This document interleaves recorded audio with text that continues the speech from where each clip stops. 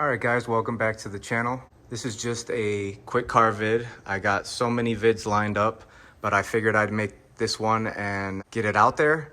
This is just real quick 5 things I don't like about the B9 Audi RS5 Sportback, like I have right here. Now don't get me wrong, this is not a hate or a dislike video in any way, shape, or form. I love this car, I'm keeping it. I like a lot of things about it. We just all have our own preferences and what we like. And you know, I feel like for the price, it should have been a little bit more perfect, but that's also a preference thing. You know, everyone who would make this video, the 5 things they don't like could be different than mine. But these are just my quick 5 things over the 6 months that I've had this so far that I don't like or think could be better. All right, the first thing is gonna be, if you can't see, I'm right at the sun right now, so you can see this angle, but it's gonna be the sunroof. I'm gonna get in the car in a second and show you closer as I open it up. But as you can see, it is pretty much see-through. I mean, it blocks most of the light, but not all of the light. All right, guys, I'm in here in the car, and as you can see, you know, there's the roof you can't see through, and there's the part you can see through. So it is somewhat see-through, and I just kind of don't like that. I wish you could totally block out the sun. I had the S4 before this car, and the S4 did have a, you know, completely blocking type sunroof, but it was a sunroof. But as you can see on this car, it's not just a sunroof, it is a complete glass roof that slides back. And here's a better angle for you. As you can see, the whole roof is glass and it slides back. So maybe that's part of the reason, but I definitely don't like that that thing is slightly see-through. All right, and number 2 thing that I do not like is that these are frameless windows, doors. As you can see, there's nothing around the window.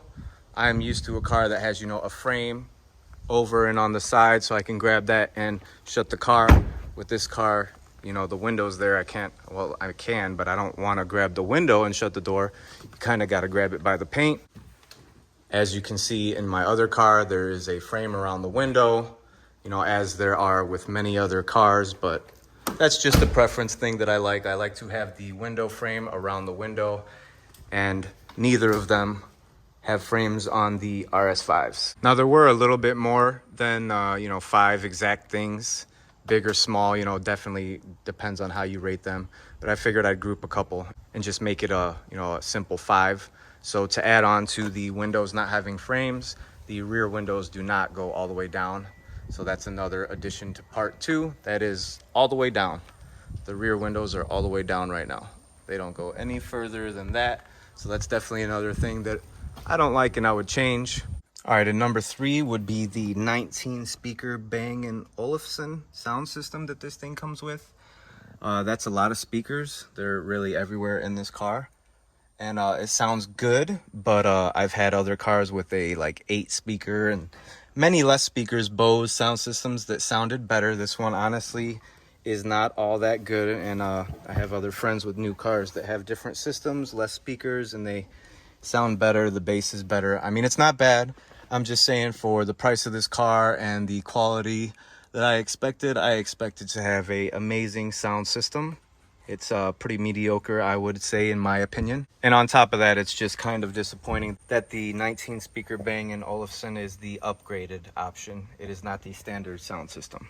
And then number 4, I'm just gonna call it the, you know, the MMI system. It's great. Now, don't get me wrong. This is one of the best cockpit and infotainment systems and tachometers that I've ever had. But, you know, we all have our preferences, and here's 2 things that I don't like about it. I'm grouping this into number 4, so this is the 4th item. The first part of number 4 is the view. I love how you can do this view.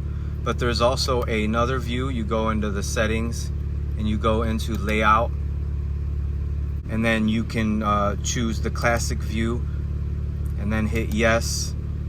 See, you see what it's saying right there? Pretty much you can't do that while you're driving. So you can hit this button and do those 2 views that I showed you while driving, but to get to classic or sport, the car has to be stopped and in park. You cannot get this. It'd be nice if you could just hit the view button and it would go from the 2 that I showed you and then to this one and then back. It just had 3 different views.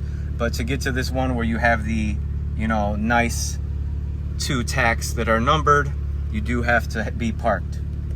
All right, let's get it back to sport layout. I do prefer that one better.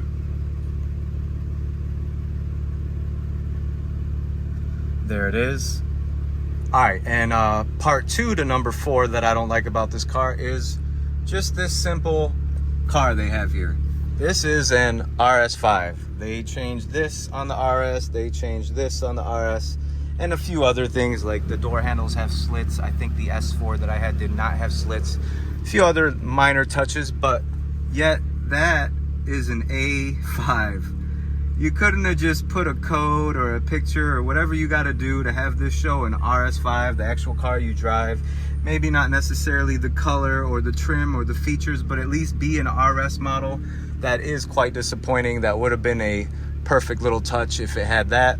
All right, and the last 2 are grouped together. They're pretty small, but they're interior features. It's the seats and the sport mode. The seats. So obviously, you know, you hit set, and now it's ready to set. You put it where you want, and then you set it. But now I have 2 completely different positions, because you know I'm in a wheelchair. I have a position for me getting out, and then I have a position for me driving, and they take a few seconds to change. I don't know why when the car is running or when you're driving or anything other than the car being parked and turned off, you have to hold it. And while you hold it, it shows you that message the whole time while you hold it. You literally can't do it without holding it. It will just stop. So you have to keep holding it till it goes all the way to your other position, except if you turn the car off. And now if you push it while the car is completely off and the door is open, now it's moving and it keeps moving to the position you have it set to. It will fully go. But other than that, that's the only time it fully goes. I'm sure that's a safety feature. I'm not sure exactly why. I just wish, like on some of my other cars, when I pressed 1 or 2, it would fully go to the other position. The other feature that you can change from the inside, and that would be the sport mode. Basically, if you just click down or put it in dynamic, it's in sport mode. And you know, sometimes I want it to idle higher like it does, and I want it to shift sporty like it does. But I don't always necessarily want those crackles and pops every time I let off the gas. So I wish there was some kind of toggle, or maybe they could have made one of these buttons here that doesn't do anything or isn't a button, a crackle or exhaust pop or crackle, whatever you want to call it, on and off mode. Because sometimes I want it to drive sporty, but I just don't want it to be as noisy with those crackles and pops every single time I let off the gas. All right, guys, so those are the 5 things that I grouped together that I don't like about the Audi RS5. Any of you fellow RS5 owners, you know, comment and talk to me below. What don't you like about it? What do you think could be improved? What do you think could be better? But all right, guys, on to the next one.